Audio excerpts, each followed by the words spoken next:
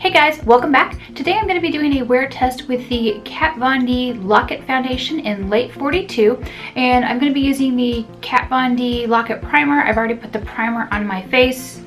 Since I no longer own the full size of this foundation, I gave it away to a friend who it matched her skin tone perfectly, unlike mine. I'm going to be using a sample that I have from Sephora. See, Sephora will give you little samples of things. One thing I did notice on the Sephora website is that Kat Von D recommends that if you want this to be a slightly lighter weight foundation, to mix it with a pump of her primer. And one of my problems with this foundation originally was that it was very thick and hard to spread.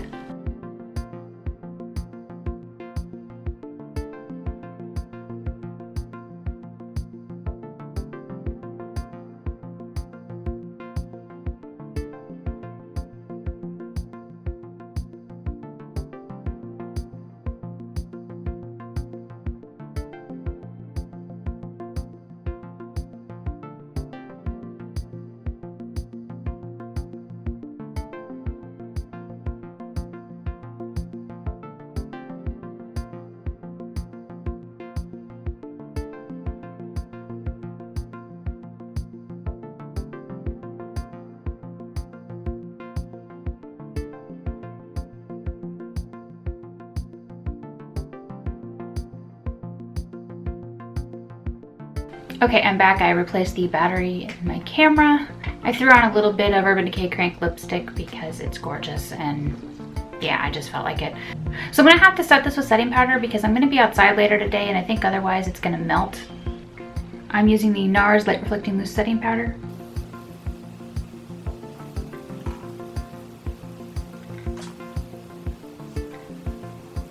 I'm not setting it all over, but I am setting it under the eyes and on the nose. Alright, I'm going to zoom in so you can see what it looks like. It did settle into the fine lines under my eyes a little bit.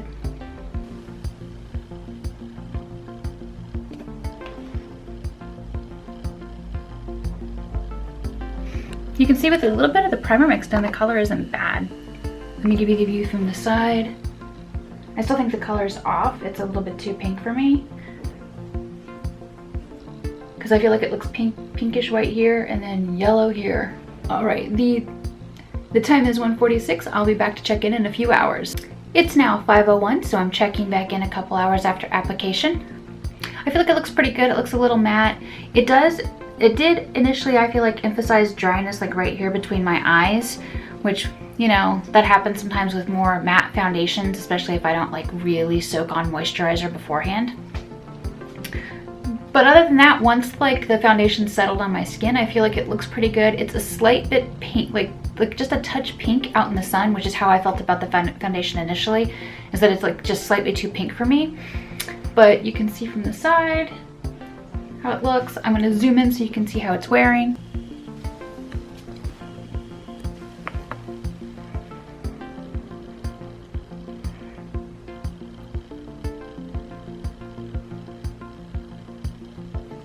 I don't see it wearing off my face anywhere at all. I do feel like it, you know, settled into the fine lines under my eyes. Let me see if I can like brush that out or something.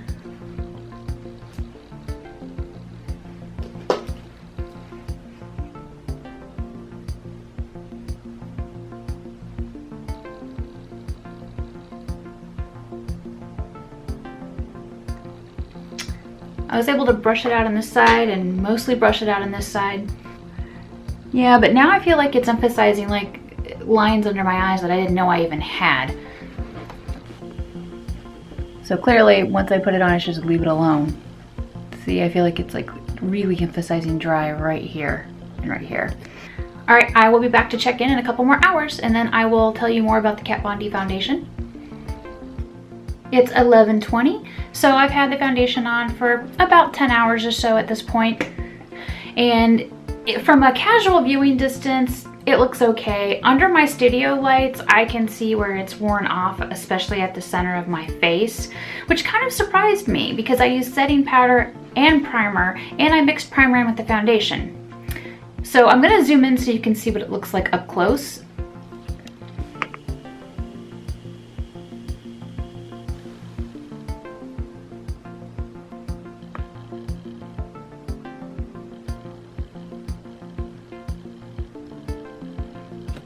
it looks really bad to me, like right here in this section of my face, and that's pretty much where like the worst of my rosacea is. I feel like my forehead looks okay, the outer perimeter of my face looks okay, but right there is pretty terrible. So the Kat Von D foundation is $35 and the primer is $32. And compared to like my Cover FX or Urban Decay Naked Skin or Too Faced Born This Way, it's cheaper than all of those. Like I think those are like $39 and $40. So I feel like it's very price competitive and it's vegan, which is great. Both the primer and the foundation are water-based. The primer is hydrating and it's supposed to be paired with long-wearing foundations. Both of these claim to have 24-hour wear, but as you can see from the center of my face, it didn't last 24 hours for me. It probably lasted 8 hours, but really it's been showing this for like the past hour or so.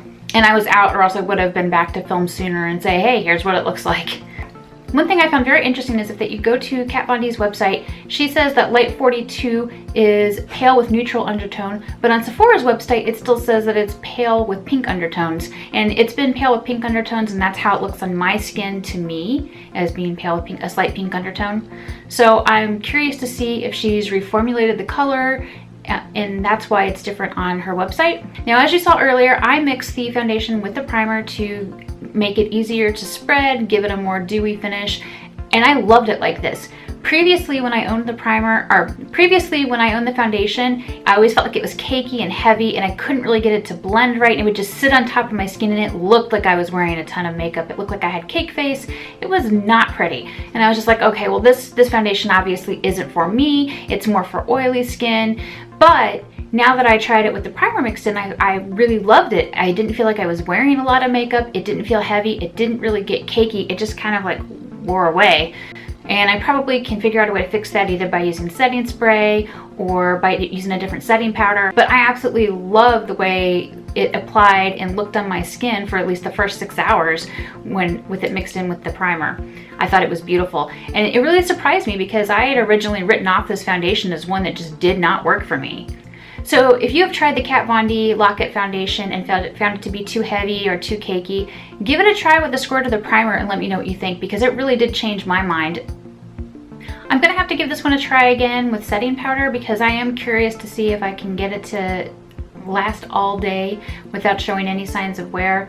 I also would like to know why is it like right there where I need it the most that it goes away? Anyway, let me know what you think of the Kat Von D Lock-It foundation in the comments below. If you like this video, give it a thumbs up and share. And if you haven't already, be sure you subscribe to my channel. I make new videos weekly. Thanks so much for watching.